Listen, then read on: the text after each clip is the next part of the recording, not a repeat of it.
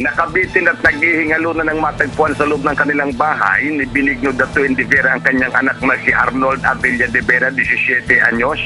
Graduating ng high school at presidente ng Barangay Sontri, Bayangbang na agad dinala sa Bayangbang District Hospital. Ngunit sa daan pa lamang ay ginawian ito ng buhay kaya dineklarang dead on arrival ng mga doktor. Batay sa investigador nila PO3 Larry Cayabyab, tinawag ng ama ang biktima ngunit hindi ito sumasagot kaya tinungo ang higaan at laking gulat ng ama nang makita ang nakabiting anak gamit ang kumot. Masipag na bata at mabait si Arnold. Ito ang paglalarawan ng kanyang mga magulang. Sa katunayan na nila ay nagsasideline ito bilang karawas boy pag weekend at punong-puno ng pangarap sa buhay. Isa rito ang maiangat sila sa kahirapan. Ngunit nang tumibok ang puso nito sa tawag ng pag-ibig, tila hindi tinugo ng pagmamahal ng kanyang nililigawan at naging malungkutin umano nitong mga huling araw. At ito lamang ang nakikitang dahilan sa pagpapatiwakal ni Arnold ay posibleng pagkabigo nito sa una niyang pag-ibig.